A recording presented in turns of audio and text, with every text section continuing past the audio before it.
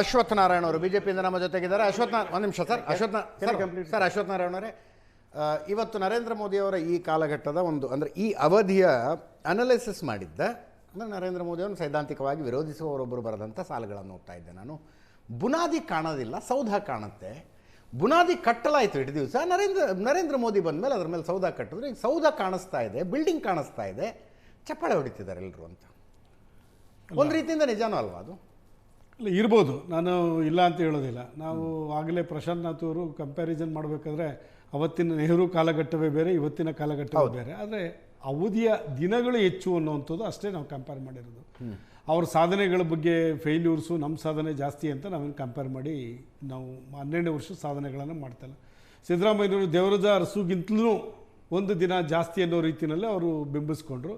ಸಾಧನೆಗಳ ಮೇಲೆ ಅವ್ರು ಕಂಪೇರ್ ಮಾಡಲಿಲ್ಲ. ಅದೇ ರೀತಿ ನಮ್ಮ ನರೇಂದ್ರ ಮೋದಿಯವರ ಚೀಫ್ ಮಿನಿಸ್ಟರ್ ಆಗಿ ಪ್ರೈಮ್ ಮಿನಿಸ್ಟ್ರು ಅಧಿಕಾರ ಸ್ವೀಕಾರ ಮಾಡೋದನ್ನ 12 ವರ್ಷದ ಅವಧಿನಲ್ಲಿ ಆಗಿರ್ತಕ್ಕಂಥ ಬಹುತೇಕ ಬದಲಾವಣೆಗಳು, ದೇಶ ಕಂಡಿರ್ತಕ್ಕಂಥ ಬಹುತೇಕ ಬದಲಾವಣೆಗಳು, ಅದು ನಮ್ಮ ದೇಶದ ವಿದೇಶಾಂಗ ನೀತಿಯಿಂದ ಹಿಡ್ಕೊಂಡು ಇವತ್ತು ಸಾಮಾನ್ಯ ಜನ ಫುಟ್ಪಾತಲ್ಲಿ ವ್ಯಾಪಾರ ಮಾಡೋನಿಂದ ಹಿಡ್ಕೊಂಡು ಅಂತರಿಕ್ಷದವರೆಗೂ ಸಹ ನಮ್ಮ ಸರ್ಕಾರದ ಸಾಧನೆಗಳು ಜನ ಮೆಚ್ಚೋ ರೀತಿಯಲ್ಲಿ, ಜನಕ್ಕೆ ಮುಟ್ಟೋ ರೀತಿಯಲ್ಲಿ ಸಾಧನೆಗಳಾಗಿರ್ತಕ್ಕಂಥದ್ದನ್ನು ನಾವು ನೋಡ್ತಾ ಇದ್ವಿ. ಆ ನಿಟ್ಟಿನಲ್ಲಿ ಸಾಧನೆಗಳ ಬಗ್ಗೆ ಇವತ್ತು ನಾವು ಚರ್ಚೆ ಮಾಡ್ತಾಯಿದ್ವಿ. ನರೇಂದ್ರ ಮೋದಿಯವರು ಆಯಿತು, ಕೇಶವರಾಗಲೇ ಹೇಳಿದ್ರು 53 ಲಕ್ಷದಲ್ಲಿ ಇವತ್ತು 25 ಲಕ್ಷ ಕೋಟಿ ಇಲ್ಲಿ ಅನ್ನೋಂಥದ್ದನ್ನು ಅವ್ರು ಕಂಪೇರ್ ಮಾಡೋರು. ಕಾಲಘಟ್ಟವೇ ಬೇರೆ, ಅದು ಇವತ್ತಿನ ಕಾಲಘಟ್ಟವೇ ಬೇರೆ. ಇವತ್ತು ಅದೇ ರೀತಿ ಆದಾಯನೂ ಬರ್ತಾಯಿದೆ, ಅದೇ ರೀತಿ ಖರ್ಚು ಆಗ್ತಾಯಿದೆ. ಸಾಲದ ಬಗ್ಗೆಯೂ ಇವರು ಹೇಳಿದ್ರು, ಉಲ್ಲೇಖ ಮಾಡಿದ್ರು ನಾಗರಾಜ್ ಯಾದವ್ ಸ್ನೇಹಿತರು. ಸಾಲ ಮಾಡಿದೆ, ಇಲ್ಲ ಅಂತಲ್ಲ, ಸಾಲ ಮಾಡಿರೋದು ಇನ್ವೆಸ್ಟ್ ಮಾಡಿರೋದು ಎಲ್ಲಿ ಇನ್ವೆಸ್ಟ್ ಮಾಡಿದ್ರೆ ಅದು ಭಾಳ ಚರ್ಚೆ ಮಾಡಬೇಕಾಗಿರ್ತದೆ. ರಿಟರ್ನ್ಸ್ ಬರ್ತಾ ಇದೆ, ಸಾಲ ಮಾಡಿರಿ ಇನ್ವೆಸ್ಟ್ ಮಾಡಿರ್ತಕ್ಕಂಥ ರಿಟರ್ನ್ಸ್ ಬರ್ತದೆ. ಸಾಧನೆಗಳು ಕಣ್ಣಿಗೆ ಕಾಣ್ತಾ ಇದೆ. ಈಗ ಪ್ರಿಯಾಂಕ ಖರ್ಗೆ ಹೇಳೋದು ಏನು 12 ವರ್ಷದಲ್ಲಿ 12 ಸಾಧನೆ ಹೇಳೋರ. ಕರ್ನಾಟಕ ಒಂದಕ್ಕೇ 12 ಒಂದೇ ಭಾರತ ಟ್ರೈನ್ ಕೊಟ್ಟಿದ್ದಾರೆ. ಖರ್ಗೆಯವರು, ಪ್ರಿಯಾಂಕ ಖರ್ಗೆಯವರು ಆ ಟ್ರೈನಲ್ಲೇ ಓಡಾಡೋದು. ಏನು ಸಾಧನೆ ಹೇಳಿ ಅಂತ ಕೇಳ್ತಾರೆ. ಖರ್ಗೆ ಅವ್ರಿಗೆ ಏರ್ಪೋರ್ಟ್ ಇರಲಿಲ್ಲ ಬೀದರ್ಗೆ, ಏರ್ಪೋರ್ಟ್ ಮೋದಿಯವರು ಬಂದ ಮೇಲೆ ಏರ್ಪೋರ್ಟ್ ಆಗಿದೆ. ಸಾಧನೆಗಳು ಹೇಳ್ಬೇಕಲ್ಲ. IIT 12 ಇದ್ದಿದ್ದು 23 IIT ಆಗಿದೆ. ಖರ್ಗೆ ಅವ್ರು ಹೇಳ್ತಾರಲ್ಲ, ಏನು IIT ಇವರು ಎಷ್ಟು ಮಾಡಿದರೆ ಅವಾಗ ಎಷ್ಟು ಅಂತ. 12 ಇದ್ದು 23 ಆಗಿದೆ. ನಾವು ಅದನ್ನು ಕಂಪೇರ್ ಮಾಡಿ ನಾವು 12ನೇ ವರ್ಷದ ಸಾಧನೆ ಅಂತ ಹೇಳ್ತಿಲ್ಲ. ಈ ಅವಧಿನಲ್ಲೂ ಸಹ ಸಾಕಷ್ಟು ತಲುಪಿದೆ, ಸಾಧನೆಗಳಾಗಿದೆ ಅನ್ನತಕ್ಕಂಥದ್ದು ಜನತೆಗೆ, ಸಾಮಾನ್ಯ ಜನತೆಗೆ ಕೇಂದ್ರ ಸರ್ಕಾರ ಸಾಧನೆಗಳು ತಲುಪಿದೆ. ಒಂದು ಅವಧಿನಲ್ಲಿ ಕೇಂದ್ರ ಸರ್ಕಾರ ಯಾವುದಾದ್ರು ಒಂದು ಸಾಧನೆ ಸಾಮಾನ್ಯ ಜನಕ್ಕೆ ತಲುಪೋದು ತುಂಬ ಕಷ್ಟ ಇತ್ತು. ದೇಶದಲ್ಲಿ ಇದ್ದಿದ್ದು ಸಿಲಿಂಡರು, ಒಂದು ಪ್ರತಿ ಮನೆಗಳಿಗೂ ಸಿಲಿಂಡರ್ ಎಷ್ಟಿತ್ತು? 12 ಕೋಟಿ ಇತ್ತು. ಇವತ್ತು ಎಷ್ಟು ಕೋಟಿ ಇದೆ? 28 ಕೋಟಿ ಆಗಿದೆ. ಇಡೀ ದೇಶದಲ್ಲಿ 28 ಕೋಟಿ ಸಿಲಿಂಡರ್ಗಳು ಮನೆಗಳು ಜನಕ್ಕೆ ತಲುಪ್ತಾ ಇದೆ. ಅದು ಸಾಧನೆ ಅಲ್ವಾ? ಇವತ್ತು ಒಂದೇ ಭಾರತ್, ಒಂದು ಸ್ವಚ್ಛ ಭಾರತ್ ಯೋಜನೆಯಲ್ಲಿ 12 ಕೋಟಿ ಟಾಯ್ಲೆಟ್ಗಳನ್ನು ಗ್ರಾಮೀಣ ಪ್ರದೇಶದ ಮಹಿಳೆಯರಿಗೋಸ್ಕರನೇ ಕಟ್ಟಿರ್ತಕ್ಕಂಥ 12 ಕೋಟಿ ಟಾಯ್ಲೆಟ್ಗಳನ್ನು ಕಟ್ಟಿರ್ತಕ್ಕಂಥ ಜಲ್ ಜೀವನ್ ಮಿಷನ್, ಕುಡಿಯೋ ನೀರು, ನೋ ಡೌಟ್, ಹಳ್ಳಿಗಳಿಗೆ ಕುಡಿಯೋ ಮುಂದುವರಿಕೆಗಳು. ನರೇಂದ್ರ ಮೋದಿ ಅವರಿಗೆ ಏನೇ ಮಾಡಿದ್ರು ದೊಡ್ಡ ಸಂಖ್ಯೆಯಲ್ಲಿ ಮಾಡೋದು ಒಂದು ಅಭ್ಯಾಸ ಇದೆಯಪ್ಪ. ಇದೆ. ಅದು ಹಿಂದಿನ ಸರ್ಕಾರಗಳು ಸಿಲಿಂಡರ್ಗಳನ್ನು ರಿಯಾಯಿತಿ ದರದಲ್ಲಿ ಕೊಡ್ತಾ ಇದ್ರು, ಇವರು ದೊಡ್ಡ ಪ್ರಮಾಣದಲ್ಲಿ ಕೊಟ್ಟರು. ಹಿಂದಿನ ಸರ್ಕಾರಗಳು ಟಾಯ್ಲೆಟ್ ಒಳ್ಳೆ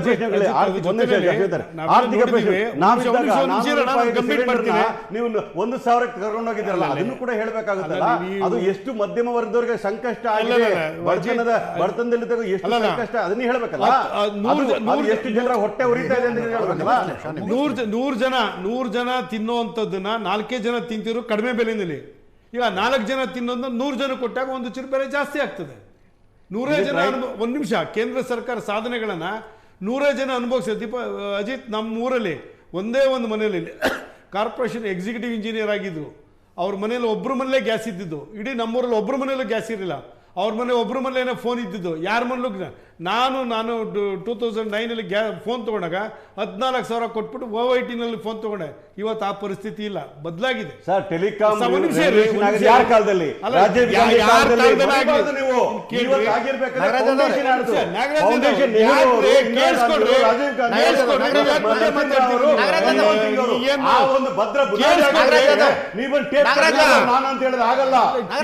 ನಾನೇ ಹೇಳಿದೆ ರೀ.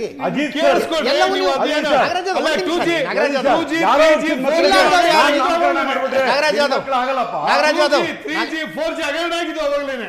ಒಂದನ್ನು ಪ್ರೂವ್ ಮಾಡಿದಾರಾ? 2G 3G ಸುಳ್ಳು ಆಪಾದನೆಗಳೇ ಕೇಸ್ ಮಾಡಿದ್ರು. ಹಾಕ್ದವ್ರು ನೀವ್ರಿ. ಕೇಳಿಸ್ಕೊಳ್ರಿ. ನಿಮ್ ಸರ್ಕಾರ ಇದ್ದಾಗ ಕೇಸ್ ಹಾಕಿದ್ದು, ನಿಮ್ ಸರ್ಕಾರ ಇದ್ದಾಗ ಅರೆಸ್ಟ್ಗಳಾಗಿದ್ದು ಯಾರು ಪ್ರೂವ್ ಆಗಿಲ್ಲ ಅಂತ ನೀವು ಕೇಳ್ಬೇಕು. ಒಂದ್ ನಿಮಿಷ ರೀ, ಒಂದ್ ನಿಮಿಷ ಮನಮೋಹನ್ ಪ್ಲೀಸ್. ಸಿಂಗ್ ಮೇಲೆ ಈ ವಿಚಾರಗಳಲ್ಲಿ ಎಷ್ಟು ಕೇಸುಗಳ ವಿಚಾರದಲ್ಲಿ ಪ್ರತಿಪಾದನೆ ಕೇಸ್ ಮಾಡಿದ್ರು, ಹಾಕಿದ್ದು ಎಷ್ಟು ಯಾರು? prove ಮಾಡ್ಲಿಕ್ಕೆ ಯಾರು ಕೇಸ್ ಹಾಕಿದ್ದು? ಯಾರು ಪ್ರೂವ್ ಮಾಡಿದ್ರು? ಮಾಡಕ್ ಆಯ್ತಾ ನಿಮ್ ಕೈಯಲ್ಲಿ? ಕಲಿಮುಳಿ ರಾಜ ಅವ್ರ ಸರ್ಕಾರ ಅರೆಸ್ಟ್ ಮಾಡ್ತೀನಿ. ನಾನು ಮಾತಾಡ್ಬೋದಾ? ಮಾತಾಡಿ. ನಾನು ಹೇಳ್ತಾ ಇದ್ದೀನಿ ಕೇಳಿ. ಟೆಲಿಕಾಂ ಬಗ್ಗೆ ಮಾತಾಡ್ತಾ ಇದ್ರು. ಯಾವುದೇ ನೈತಿಕತೆ ಇಲ್ಲ ಅವ್ರಿಗೆ. ಟೆಲಿಕಾಂ ರೆವಲ್ಯೂಷನ್ ತಂದಿದ್ದು ನಮ್ಮ ರಾಜೀವ್ ಗಾಂಧಿ ಅವರು. ಅದರ ಜೊತೆಗೆ ಇನ್ನೊಂದು ಹೇಳ್ತೀನಿ ಕೇಳಿ. ಇವತ್ತು ಅಲ್ಲಿಂದ ಆದ್ರೆ ಒಂದ್ ನಿಮಿಷ ಸರ್, ಅದೇ ಸರ್, ನೀವು 30% ಟ್ಯಾಕ್ಸ್ ಕಟ್ತೀರಿ, ಇನ್ಕಮ್ ಟ್ಯಾಕ್ಸ್. ಏನಾಗಿದೆ ಗೊತ್ತಾಗತ್ತು, ನಮ್ಮ ತೆರಿಗೆ ಕಲೆಕ್ಷನ್ ಅಲ್ಲಿ 40% ಹೆಚ್ಚು ದುಡ್ಡನ್ನ ಬಡ್ಡಿ ಕಟ್ತಾ ಇದಾರ್ರಿ. ನೀವು ನಮ್ಮ ದುಡ್ಡನ್ನ ತಗೊಂಡೋಗಿ ಅಭಿವೃದ್ಧಿ ಕೊಡೋಕ್ಕೋಸ್ಕರ ಪ್ರಶಾಂತ್ ಮತ್ತೆ ಅಜಿತ್ ಟ್ಯಾಕ್ಸ್ ಕಟ್ಟೋದು, ನೀವು ಬಡ್ಡಿ ಕಟ್ಕೊಂಡ್ಬಿಟ್ಟು ಮಜಾ ಹೊಡೆಸ್ತಾ ಇದ್ದೀರಾ ನೀವು. ಪ್ರಧಾನಮಂತ್ರಿಗೆ ಹೇಳ್ತಾ ಇದ್ದೀನಿ ಕೇಳಿ, 8,400 ಕೋಟಿ ರೂಪಾಯಿಗಳ ಫ್ಲೈಟ್ ಬೇಕನ್ರಿ ನಿಮ್ಗೆ? ಪ್ರಧಾನಮಂತ್ರಿಗಳು ಇವತ್ತು ಒಂದೊಂದು ಫ್ಲೈಟ್ಗೆ 4,500 ಕೋಟಿ ರೂಪಾಯಿಗಳ ಪ್ರೈವೇಟ್ ಚಾರ್ಟರ್ಡ್ ಫ್ಲೈಟ್ ಇಟ್ಕೊಂಡಿದ್ದಾರೆ. ನೀವು ಇದನ್ನೇ ಮಾತಾಡಿದ್ರಿ, ನಾ ಏನೋ ಹೇಳಿದ್ದೆ, ಜನ ರೀಲ್ಸ್ ಮಾಡಿ ವೈರಲ್ ಮಾಡ್ತಾರೆ. ಸತ್ಯವನ್ನು ಹೇಳಿದ್ರೆ ಎದೆ ಬಂದ್ರು ಅಂತ ಹೇಳ್ತಾರೆ. ನಾನು ಹೇಳ್ತಾ ಇದ್ದೀನಿ, ಇವ್ರು ಮಾಡಿರ್ತಕ್ಕಂಥದ್ದು ಸಾಲಕ್ಕೆ. ನಾನೇ ಹೇಳಿದೆ ರೀ, ರಿಯಾಯಿತಿ ದರದ ಸಿಲಿಂಡರ್ ಹಿಂದಿನ ಸರ್ಕಾರಗಳು ಕೊಡ್ತಿದ್ದು, ಮೋದಿ ದೊಡ್ಡ ಪ್ರಮಾಣದಲ್ಲಿ ಕೊಡಕ್ ಶುರು ಮಾಡಿದ್ರು. ಟಾಯ್ಲೆಟ್ ಅನ್ನ ಹಿಂದಿನ ಸರ್ಕಾರಗಳು ಕಟ್ಟಿಸಿ ಕೊಡ್ತಿದ್ವು ರೀ, ನರೇಂದ್ರ ಮೋದಿ ಅದನ್ನ ದೊಡ್ಡ ಪ್ರಮಾಣದಲ್ಲಿ ಕೊಡೋದಕ್ಕೆ ಶುರು ಮಾಡಿದ್ರು. ಎಷ್ಟು ಸರ್ ಅವಾಗ ಇದ್ದಿದ್ದು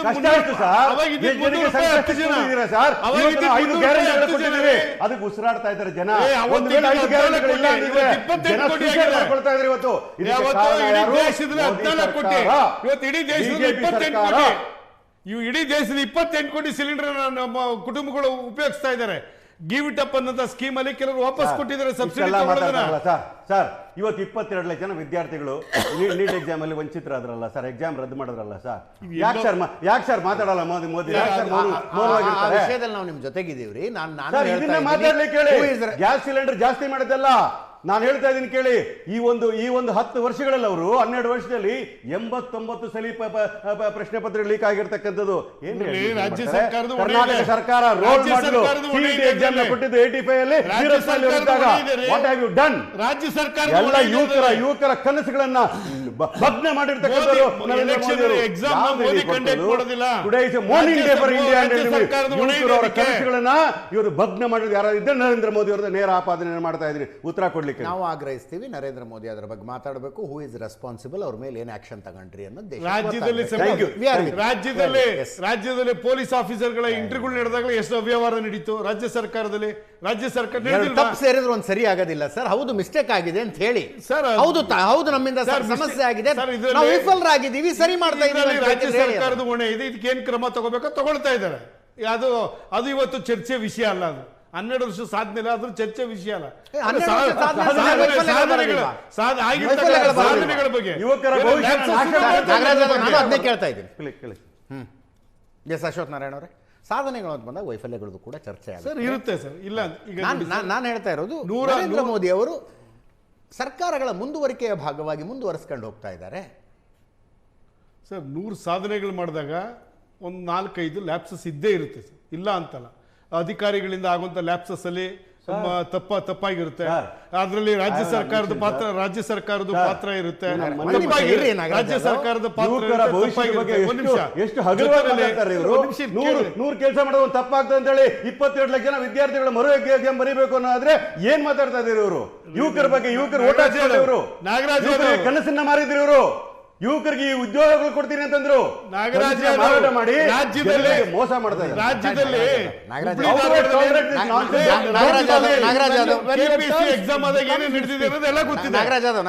ನೀಟ್ ಪರೀಕ್ಷೆಯ ಬಗ್ಗೆ ನೀವು ವ್ಯಕ್ತಪಡಿಸ್ತಾ ಇರುವ ಆಕ್ರೋಶಕ್ಕೆ ನಾ ಹೇಳಿದೆ ಸಮ್ಮತಿ ಇದೆ. ಹೌದ್ರಿ, ದೇಶದಾದ್ಯಂತ ಅದೊಂದು ಆಕ್ರೋಶ ಇದೆ ಅಂತ ಯಾವತ್ತು ನಡೀದೇ ಇರೋದು ಹೇಳ್ತಾ ಇದ್ದೀನಿ. ಕೆಲವೊಂದು ತಪ್ಪಾಗಿದೆ. ಇಲ್ಲೂ ನನಗೆ ಕ್ರೈಮ್ ರಿಪೋರ್ಟರ್ ಆದ್ಮೇಲೆ ನೆನಪಿದೆ, ನಂಗೆ SLC PUC ಎಕ್ಸಾಮ್ಗಳು ನಡೀತಿದ್ರಿ ವಿಜಯನಗರದಲ್ಲಿ. ಒಬ್ಬ ಅಪ್ಪ ಮಗ ಇದ್ದ, ಪ್ರತಿ ವರ್ಷನೂ ಕ್ವಶನ್ ಪೇಪರ್ ಲೀಕ್ ಮಾಡೋದು, ಪ್ರತಿ ವರ್ಷನೂ ಕ್ವಶನ್ ಪೇಪರ್ ಲೀಕ್ ಮಾಡೋದು. ಲಾಸ್ಟಿಗೆ ಅಲೋಕ್ ಕುಮಾರ್ ಬಂದ ಮೇಲೆ ಎಕ್ಸಾಮ್ ಡೇಟ್ ಅನೌನ್ಸ್ ಆದ ತಕ್ಷಣ ಅವ್ರನ್ನ ಪ್ರಿವೆಂಟಿವ್ ಅರೆಸ್ಟ್ ಮಾಡಿ ಒಳಗಾಕೋ ಪದ್ಧತಿ ತಗೊಂಡು ಬಂದಿದ್ರು. ಅರ್ಥ ಆಯ್ತಾ? ಎಸ್ ಅಶ್ವಥ್ ನಾರಾಯಣ ಸರ್, ಈಗ ಸಾಧನೆಗಳು ಅಂತ ಕೇಳಿದ್ರೆ ನಾನು ಆಗಲೇ ಪ್ರಾರಂಭದಲ್ಲಿ ಹೇಳಿದಾಗೆ ಸಾಮಾನ್ಯ ಜನತೆಯಿಂದ ಹಿಡ್ಕೊಂಡು ಪ್ರತಿಯೊಬ್ಬನಿಗೂ ಸಹ ಕೇಂದ್ರ ಸರ್ಕಾರ ಸಾಧನೆಗಳು ತಲುಪಿರ್ತಕ್ಕಂಥ. ಮುಂಚೆ ಕೇಂದ್ರ ಸರ್ಕಾರ ಸಾಧನೆಗಳು ಸಾಮಾನ್ಯ ಜನಕ್ಕೆ ತಲುಪುವಂಥದ್ದು ನಾವು ಎಲ್ಲೋ ಒಂದು ಕಡೆ ಕನ್ಸ್ಕೊಳ್ಬೇಕಾಗಿತ್ತು. ಈಗ ಆ ಥರ ಇಲ್ಲ ಸರ್. ಪ್ರತಿಯೊಬ್ಬ ಈಗ ಕೇಶವ್ ಮಾತಾಡ್ತಿದ್ದಾರೆ, ಜನ್ಧನ್ ಅಕೌಂಟು DBT ಸಿಸ್ಟಮು, ಇವತ್ತು ಫೋನ್ಪೇ ಸಿಸ್ಟಮು, ಏನು ಡಿಜಿಟಲ್ ಫೈನಾನ್ಸ್ ಕರೆಸ್ಪಾಂಡೆನ್ಸ್ ಇವತ್ತು ಎಷ್ಟು ಮಟ್ಟಕ್ಕಾಗಿದೆ ಸರ್, ಅದು ಅಂತ ಟೆಕ್ನಾಲಜಿಕಲ್ ಗ್ರೋತ್ನ ಕಾರಣಕ್ಕಾಗಿ ಸರ್. ಹೌದು ಸರ್. ಹಿಂದಿನ ಸರ್ಕಾರದ ಸಂದರ್ಭದಲ್ಲಿ ಸ್ಯಾಟಲೈಟ್ಗಳಿದ್ದಿದ್ರೆ ಹಿಂಗೆ ಕಮ್ಯುನಿಕೇಶನ್ ಸಿಸ್ಟಮ್ ಇದ್ರೆ ಆ ಸರ್ಕಾರಗಳು ಮಾಡಬಹುದಾಗಿತ್ತು, ಅದನ್ನ ಮಾಡ್ತಿದ್ವು. ಅದನ್ನ ನಮ್ಮ ದೇಶದಲ್ಲಿ ಇವತ್ತೇನು ಟೆಕ್ನಾಲಜಿನ ಉಪಯೋಗಿಸ್ಕೊಂಡು ನಾವು ಇವತ್ತು ಅಡ್ವಾನ್ಸ್ ಟೆಕ್ನಾಲಜಿನಲ್ಲಿ ನಾವು ನಿಂತಿದ್ದೀವಿ. ಇದು ಬೇರೆ ಬೇರೆ ದೇಶಗಳಲ್ಲಿ ಆಲ್ರೆಡಿ ಇತ್ತು, ಆದರೆ ಅದನ್ನು ನಾವು ತಡವಾಗಿ ಉಪಯೋಗಿಸ್ಕೊಂಡಿದ್ದೀವಿ. ಈ ಥರದ್ದು ನಮ್ಮ ದೇಶದಲ್ಲಿ ಇರ್ತಕ್ಕಂಥ ಟೆಕ್ನಾಲಜಿನ ಉಪಯೋಗಿಸ್ಕೊಂಡಿರ್ತಕ್ಕಂಥ ಸಿಸ್ಟಮು ಬೇರೆ ಬೇರೆ ದೇಶಗಳಲ್ಲಿ ಈ ಥರದ್ದು ಟೆಕ್ನಾಲಜಿ ಇತ್ತು, ಅದನ್ನು ಉಪಯೋಗಿಸ್ಕೊಳ್ಳಿಲ್ಲ ಅಷ್ಟೇ, ಅದನ್ನು ಉಪಯೋಗಿಸ್ಕೊಂಡ್ವಿ. ಈಗ ಇವತ್ತು ವಿದೇಶದಿಂದ ಬಂದಂತೂ ನಮ್ಮ ದೇಶದ ಡಿಜಿಟಲ್ ಪೇಮೆಂಟ್ ಸಿಸ್ಟಮನ್ನು ಇವತ್ತು ಅಳವಡಿಸ್ಕೊಳ್ತಾರೆ. ನಮ್ಮ ದೇಶದಲ್ಲಿ ಆಗಿರ್ತಕ್ಕಂಥ ಸಿಸ್ಟಮ್ ಏನು ಒಂದು ರೆವಲ್ಯೂಷನ್ ಆಗಿದೆ, ಡಿಜಿಟಲ್ ಪೇಮೆಂಟ್ ಸಿಸ್ಟಮ್ ರೆವಲ್ಯೂಷನ್ ಆಗಿದೆ. ಬ್ಯಾಂಕ್ ಹೋಗೋದೇ ಇಲ್ಲ ಜನ, ಇವತ್ತು ಪ್ರತಿಯೊಂದನ್ನು ಸಹ ಫೋನ್ಪೇ ಗೂಗಲ್ ಪೇಯಿಂದ ಮಾಡ್ತಾರೆ.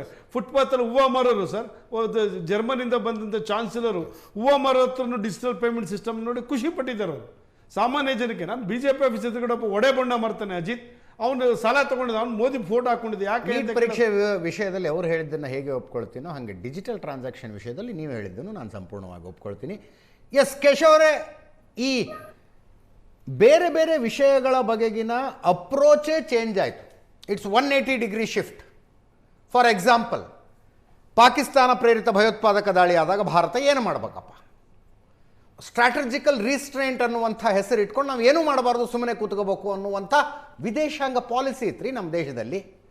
ಈಗ ಭಾರತದ ಮೇಲೆ ಭಯೋತ್ಪಾದಕ ದಾಳಿ ನಡೆಸಿದರೆ ಅದು ಭಾರತದ ಮೇಲೆ ಯುದ್ಧ ಘೋಷಣೆ ಮಾಡದಂಗೆ ಅನ್ನುವ ಮೆಸೇಜ್ ತೀರ್ಮಾನವನ್ನು ಭಾರತ ಮಾಡಿದೆ. It is not a message, ಇದು ತೀರ್ಮಾನ, ನಮ್ಮ ಮೇಲೆ ಯುದ್ಧ ಘೋಷಣೆ ಮಾಡ್ದಂಗೆ ನೀವು ಅಂತ. ಹಿಂದಿನ ಒಂದು ಕಾಲ ಇತ್ತು, ಎಲ್ಲ ದೇಶಗಳೊಂದಿಗೆ ಉತ್ತಮ ಸಂಬಂಧ ಇಟ್ಕೊಂಡು ಹೋಗಬೇಕು, ಆವಾಗ ಭಾರತಕ್ಕೆ ಸೈನ್ಯದ ಅವಶ್ಯಕತೆಯೇ ಬರೋದಿಲ್ಲ, ಮಿಲಿಟರಿ ಹಾಕಬೇಕಾಗತ್ತೆ ಅಂತ. ಈಗ ಭಾರತ ಮಿಲಿಟರಿ ಮೇಲೆ ಅತಿ ಹೆಚ್ಚು ಸ್ಪೆಂಡ್ ಮಾಡುವ 5ನೇ ರಾಷ್ಟ್ರ ಪ್ರಪಂಚದಲ್ಲಿ, ಅತಿ ಹೆಚ್ಚು ಸ್ಪೆಂಡ್ ಮಾಡುವ 5ನೇ ದೇಶ. ಭಾರತದ ಮೇಲೆ ಏನಾದರೂ ದಾಳಿ ನಡೆಸಿ ಹೆಂಗಾರೂ ಮಾಡಿ ವಿದೇಶದಲ್ಲಿ ಹೋಗಿ ಕೂತ್ಕೊಂಡು ಆರಾಮಾಗಿರ್ತಿದ್ರು. ಈಗ ಅವ್ರು ತಮ್ಮ ಮನೇಲಿ ತಾವು ಆರಾಮಾಗಿರೋದಕ್ಕಾಗೋದಿಲ್ಲ, ಅನ್ನೋನ್ ಗನ್ಮ್ಯಾನ್ಗಳು ಬಂದು ಯಾವಾಗ ಹೊಡಿತಾರೇನೋ ಗೊತ್ತಾಗೋದಿಲ್ಲ ಅನ್ನೋ ಪರಿಸ್ಥಿತಿ ಇದೆ. ಈ ರೀತಿಯಾದ ಕಂಪ್ಲೀಟ್ ಪ್ಯಾರಾಡಿಮ್ ಶಿಫ್ಟನ್ನು ನೋಡ್ತಾ ಇಲ್ವಾ ನಾವು ಅನೇಕ ವಿಷಯಗಳಲ್ಲಿ? ನಾನು ಭದ್ರತೆಯದು ಒಂದು ಉದಾಹರಣೆ ಕೊಟ್ಟೆ. ಮುಂಚೆ ಎಲ್ಲ ನಾವು ನಾನ್ ಅಲೈನ್ಮೆಂಟ್ ಅಂತ ಹೇಳ್ಕೊಂಡು ನಾವು ಏನ್ ಮಾಡ್ತೀವಿ, ಇವನ್ ಬಾರ್ಡರ್ಸ್ ಅಲ್ಲಿ ರೋಡ್ಸ್ ಡೆವಲಪ್ ಮಾಡಿರ್ಲಿಲ್ಲ, ಬಾರ್ಡರ್ಸ್ ಅಲ್ಲಿ ನಾವು ಪೋರ್ಟ್ಸ್ ನ ಡೆವಲಪ್ ಮಾಡಿರ್ಲಿಲ್ಲ, ಏರ್ಪೋರ್ಟ್ ಆಗ್ಲಿ ಇವನ್ ರೋಡ್ಸ್ ನ ಡೆವಲಪ್ ಮಾಡಿರಲಿಲ್ಲ. ಕಚ್ಚಾ ರೋಡ್ ಇದ್ರೆ ಒಂದ್ ವೇಳೆ ಅವ್ರು ನಮ್ಮ ಮೇಲೆ ದಾಳಿ ಮಾಡಿದ್ರೆ ಆಗ ಅವ್ರಿಗೆ ಈ ರೋಡ್ ಉಪಯೋಗಿಸ್ಕೊಂಡ್ಬಿಡ್ತಾರೆ, ನಮ್ಮ ರೋಡ್ ಉಪಯೋಗಿಸ್ಕೊಂಡ್ಬಿಡ್ತಾರೆ ಅಂತ ಪಾರ್ಲಿಮೆಂಟ್ ಅಲ್ಲಿ ನಿಂತ್ಕೊಂಡು ಉತ್ತರ ಹೇಳಿದ್ರು ಸರ್. I still remember. ಹೇಳಂದ್ರೆ ಹೆಸರು ಹೇಳ್ಬಿಡ್ತೀನಿ. ನಾವು ಬೇಕು ಅಂತಾನೆ ಚೈನಾ ಬಾರ್ಡರ್ ನಲ್ಲಿ ರೋಡ್ಗಳನ್ನ ಚೆನ್ನಾಗಿಟ್ಟಿಲ್ಲ, ಯಾಕಂದ್ರೆ ಚೀನಿಯರು ಒಳಗೆ ದಾಳಿ ಮಾಡಿದ್ರೆ ಆ ರೋಡ್ಗಳನ್ನ ಬಳಸ್ಕೊಂಡು ವೇಗವಾಗಿ ಭಾರತದೊಳಗೆ ಬಂದ್ಬಿಡ್ತಾರೆ ಅನ್ನೋ ಉತ್ತರ ಬಂದಿತ್ತು. ಇವನ್ ಇಟ್ಸ್ ಎ ಬ್ಯಾರನ್ ಲ್ಯಾಂಡ್, ಅಲ್ಲಿ ಏನು ಬೆಳೆಯಲ್ಲ ಅಂತ ಕೂಡ ಹೇಳಿದ್ದನ್ನ ನಾವು ಕೇಳಿದೀವಿ ಹಿಂದೆ. ಆದ್ರೆ ಇವಾಗ ಆ ತರದೊಂದು ನೀವು ಹೇಳಿದಂಗೆ ಪ್ಯಾರಡೈಮ್ ಶಿಫ್ಟ್ ಎಲ್ಲದರಲ್ಲೂ ಆಗಿದೆ. ನೀವು ನೋಡಿದ್ರೆ ಒಂದು ಡಿಫೆನ್ಸ್ ಅಲ್ಲಿ ಆಗಿರ್ಬೋದು, ಇವನ್ ಇಂಪ್ಲಿಮೆಂಟೇಷನ್, ನಿಮ್ಗೆ ಯಾವುದೇ ಎಕನಾಮಿಕ್ ಎಲ್ಲಿ ಚೇಂಜ್ ಕಾಣುತ್ತೆ ನನಗೆ, ಪ್ರೀವಿಯಸ್ ಗವರ್ಮೆಂಟ್ ಅವ್ರ ಫೌಂಡೇಶನ್ ಹಾಕ್ಲಿಲ್ವಾ, 100% ಹಾಕಿದ್ರು. ಕೆಲಸಗಳು ಒಳ್ಳೇದ್ ಮಾಡ್ಲಿಲ್ವಾ, ಮಾಡೋ ಪ್ರಯತ್ನ ಅಂತೂ ಖಂಡಿತ ಮಾಡಿದ್ರು. ಭಾರತದಲ್ಲಿ ಒಂದ್ ಕಾಲದಲ್ಲಿ 50-70% ಪಾವರ್ಟಿ ಅಂತ ಮಾತಾಡ್ತಿದ್ವಿ, ಖಂಡಿತ ಕಡಿಮೆ ಮಾಡೋ ಪ್ರಯತ್ನ ಮಾಡಿದ್ರು, ಅನೇಕ ಒಳ್ಳೊಳ್ಳೆ ಪಾಲಿಸೀಸ್ ತಂದ್ರು. ಆದ್ರೆ ಇಂಪ್ಲಿಮೆಂಟೇಷನ್ ಏನಾಗ್ತಾ ಇತ್ತು, ಸೋರ್ ಹೋಗ್ತಾ ಇತ್ತು ಸೆಂಟ್ರಲಿ. ಅದನ್ನ ರಾಜೀವ್ ಗಾಂಧಿ ಅವರು ಒಂದ್ಸರಿ ರೂರಲ್ ಡೆವಲಪ್ಮೆಂಟ್ ಪ್ರೋಗ್ರಾಮ್ ಬಗ್ಗೆ ಮಾತಾಡುವಾಗ ಹೇಳ್ತಾರೆ, ಕೇವಲ 16 ಪೈಸೆ ಮಾತ್ರ ಜನರಿಗೆ ಬೆನಿಫಿಷರಿಗೆ ತಲುಪುತ್ತೆ ಅಂತ. ನಿಜವಾಗ್ಲೂ hats off to that person, ಯಾಕೆಂದ್ರೆ ಧೈರ್ಯವಾಗಿ ಗುರುತಿಸಿ ಹೇಳುವಂತದಕ್ಕೂ ಅದು ಎದೆಗಾರಿಕೆ ಬೇಕು.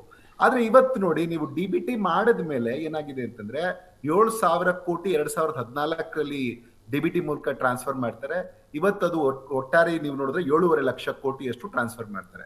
ಸಬ್ಸಿಡಿ ಎಷ್ಟು ಕೊಡ್ತಾ ಇದ್ರು ಅದಕ್ಕೆ ಕಡಿಮೆ ಆಗಿದೆ, ಯಾಕೆಂದ್ರೆ 100% ತಲುಪುತ್ತೆ, ಸೋರೋ ಪ್ರಶ್ನೆನೇ ಇಲ್ಲ. ಸರ್, ಅದು ಟೆಕ್ನಾಲಜಿಯ ಕಾರಣಕ್ಕಾಗಿದಲ್ವಾ? ಅಲ್ಲ, ಟೆಕ್ನಾಲಜಿ ನೀವು ನೋಡಿ, ಇಲ್ಲಿ ಒಂದೇನಂದ್ರೆ ತಂತ್ರಜ್ಞಾನ ಆಗಿನ ಕಾಲದಲ್ಲೂ ಒಂದು ಮಟ್ಟದ ತಂತ್ರಜ್ಞಾನ ಇರುತ್ತೆ, ಯಾವ್ದು ಎಷ್ಟರ ಮಟ್ಟಿಗೆ ನಾವು ಉಪಯೋಗಿಸ್ಕೊಂಡು ಅದನ್ನ ತಲುಪಿಸೋ ಪ್ರಯತ್ನ ಮಾಡಿದ್ವಿ ಅನ್ನುವಂಥದ್ದು ಮುಖ್ಯ ಆಗುತ್ತೆ. ಈಗ ಸೋರಿಕೆ ಆಗದಾಗೆ ತಡೀಲಿಕ್ಕೆ ಇಚ್ಛಾಶಕ್ತಿ ಬೇಕು. ಆ ಇಚ್ಛಾಶಕ್ತಿ ಇಲ್ಲದೆ ಇದ್ರೆ ಏನಾಗುತ್ತೆ, ಈ ತಪ್ಪುಗಳಾಗತ್ತೆ. ಈಗ ಏನಾಗಿದೆ, ಇವಾಗ ಸ್ಪಷ್ಟವಾಗಿ ಪ್ರತಿಯೊಬ್ಬರಿಗೂ ಎಷ್ಟು ತಲುಪುತ್ತೆ ಅಂತ. ಮೊದ್ಲು 16% ಸಬ್ಸಿಡಿ ಕೊಡ್ತಾ ಇದ್ವಿ, ಈಗ ಅದನ್ನ ಅದಕ್ಕಿನ್ನೂ ಜಾಸ್ತಿ ಜನಕ್ಕೆ ಕೊಡ್ತಾ ಇದೀವಿ, 9% ಅಲ್ಲಿ ಕೊಡ್ತಾ ಇದೀವಿ. ಅಂದ್ರೆ 9% ಸಬ್ಸಿಡಿಯಲ್ಲಿ ಈಗ ನಾವು ಮೊದಲಿಗಿಂತ ಹೆಚ್ಚಿನ ಜನಕ್ಕೆ ತಲುಪಬಹುದು ಭಾರತ ಸರ್ಕಾರ ಅಂತಂದ್ರೆ ಅದಕ್ಕೆ ಉಪಯೋಗಿಸುತ್ತಿರುವ ತಂತ್ರಜ್ಞಾನನೂ ಕಾರಣ, ಇಚ್ಛಾಶಕ್ತಿಯ ಮೇಲ್ ಕಾರಣ ಅಂತ ನಾನು ಅನ್ಕೊಳ್ಳೋದು. ಹಾಗೇನೆ ಈಗ ರೈಲ್ವೇಸ್ ಇರ್ಬೋದು, ರೋಡ್ವೇಸ್ ಇರ್ಬೋದು, ಈವನ್ ಬ್ಯಾಂಕ್ ಅಕೌಂಟ್ ಸ್ಪ್ರೆಡ್ ಇರ್ಬೋದು, ಅವಾಗ್ಲೂ ತಂತ್ರಜ್ಞಾನ ಎಲ್ಲ ಇತ್ತು. ಅವಾಗ ಏನಂದ್ರೆ ಹೆಚ್ಚು ಜನಕ್ಕೆ ಅಕೌಂಟ್ಸ್ ಕೊಡ್ಬೋದು, ಕೊಡಕ್ ಆಗ್ತಿರ್ಲಿಲ್ವಾ, ಕೊಡ್ಬೋದಿತ್ತು. ಅವರು ಒಂದು ಮಟ್ಟಕ್ಕೆ ಪ್ರಯತ್ನ ಪಟ್ರು. ಆದ್ರೆ ಅವಾಗ ಬರೀ 36 ಬ್ಯಾಂಕ್ ಅಕೌಂಟ್ ಇತ್ತು 1000 ಅಡಲ್ಟ್ಸ್ಗೆ. ನಾನು ಮಾತಾಡ್ತಿರೋದು ಈಗ ತುಂಬಾ ಹಳೆದಲ್ಲ, 2014ಕ್ಕೆ, 2016ರಿಂದಲೇ ಕಂಪೇರ್ ಮಾಡ್ತಾ ಇದ್ದೀನಿ. ಯಾಕಂದ್ರೆ ಹಿಂದಿನ ಕಂಪೇರ್ ಮಾಡಿದ್ರೆ ಆಗ್ಲೇ ಆರಂಭ ಆದಾಗ ನೀವು ಹೇಳ್ದಂಗೆನೆ ಘಟನಾ ಯಾವ್ಯಾವ ಸ್ಥಿತಿಯಲ್ಲಿ ಇದ್ವಿ ಅನ್ನೋದಕ್ಕೆ ವ್ಯತ್ಯಾಸ ಆಗತ್ತೆ ಅನ್ನೋ ಕಾರಣಕ್ಕಾಗಿ ನಾನು ಕೇವಲ 2014ರಿಂದ. ಈಗ ನೋಡಿ ಎಲ್ಲ ಬಹುತೇಕ 89% ಅಂತ ಇದೆ ಹೇಳುತ್ತೆ. 1000 ಅಂದ್ರೆ ನೀವು 1000 ನಾನು ಹೇಳ್ತಾ ಇರೋದು 1036 ಬ್ಯಾಂಕ್ ಅಕೌಂಟ್ಸ್ ಇತ್ತು ನಮ್ಮಲ್ಲಿ ಅವಾಗ. ಈಗ ನಿಮ್ಗೆ 90% ಅಕೌಂಟ್ಸ್ ಇದೆ. ಈಗ ಈ ಮಟ್ಟಕ್ಕೆ ಬೆಳವಣಿಗೆ ಆಗಿದೆ ಅಂತಂದ್ರೆ ಇದನ್ನ ನಾನು ಹೇಳ್ತಿಲ್ಲ, ಗ್ಲೋಬಲ್ ಫಿನ್ ಇಂಡೆಕ್ಸ್ ಡೇಟಾ ಇದೆ ತಗೊಂಡು ಹೇಳ್ತಾ ಇದ್ದೀನಿ. ಇವನ್ NPA ನೋಡಿ, NPA ತುಂಬಾ ಕಡಿಮೆ.